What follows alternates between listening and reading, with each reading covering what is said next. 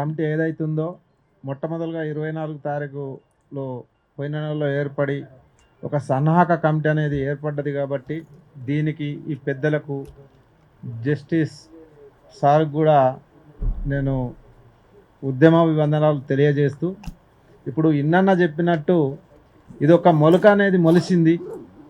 ఈ మొలకని రక్షించుకోవాలనుకున్నప్పుడు దానికి నీళ్లు కావాలి, ముళ్ళ కంపలు కావాలి, ఆక్సిజన్ కూడా కావాలి. ఆక్సిజన్ అనేది ఏదైతే ఉన్నదో అది బయట ఉన్న పార్టీలతోనే సాధ్యమవుతుంది.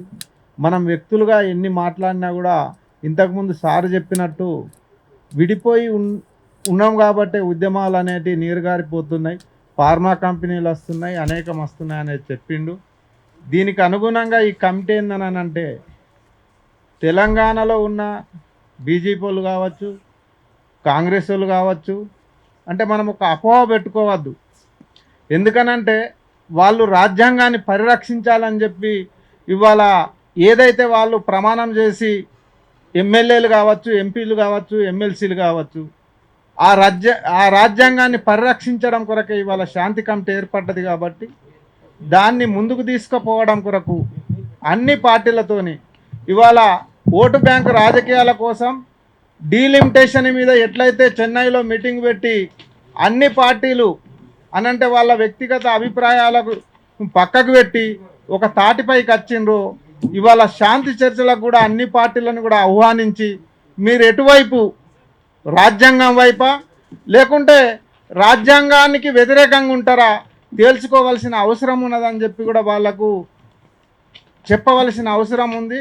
అందుకొరకు ఇవాళ ఏదో మన ఒక్కరి సమస్య కాకుండా ఇవాళ ఉన్న మానవ జాతి మానవ విలువల్ని కాపాడుకోవడం కొరకు రాజ్యాంగాన్ని పరిరక్షించుకోవడం కొరకు కాబట్టి ఈ అన్నిటికి కూడా ఏందనంటే శాంతి కమిటీకి అన్ని విధాలుగా సహకరించే విధంగా బయట ఉన్న పార్టీలను కలిసి వచ్చే వ్యక్తులను సంస్థలను ఎవరిని కూడా వదలకుండా వ్యక్తిగతంగా ఏ అభిప్రాయం ఉన్నా ఏదున్నా కూడా దీని విషయంలో ఒక తాటిపై తేవడం కొరకు కమిటీ ముందుండి పనిచేయవలసిన అవసరం ఉంది. ఇది మండల స్థాయి నుండి గ్రామ స్థాయి నుండి ఉద్యోగాల్లో కావచ్చు లేకుంటే యూత్లో కావచ్చు అన్ని వర్గాలని కలుపుకోపోవాల్సిన అవసరం ఉంది.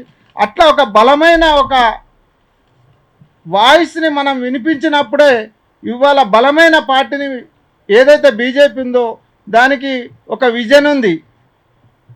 2047 నాటికి అదొక టార్గెట్ పెట్టుకున్నది కాబట్టి దానికి అనుగుణంగానే అది పోతున్నది. కాబట్టి మనం కూడా అసంటి పార్టీని మనం కూడా ప్రజల ముందు మోకరిల్లే విధంగా మనం ఒక రూపకల్పన చేసుకొని దీన్ని ఏ విధంగా ముందుకు తీసుకుపోదామనే విషయాన్ని అన్ని వర్గాలతోని అన్ని రకాల ప్రజలతోని చర్చించి వ్యక్తిగతంగా సమస్యలు ఉండొచ్చు, ఏదన్నా ఉండొచ్చు, కానీ సమస్య ఒకటే కాబట్టి ఆ సమస్యని ముందుకు తీసుకుపోతారని చెప్పి ఈ అవకాశం ఇచ్చిన పెద్దలందరికీ కూడా ధన్యవాదాలు తెలుపుతున్నాను.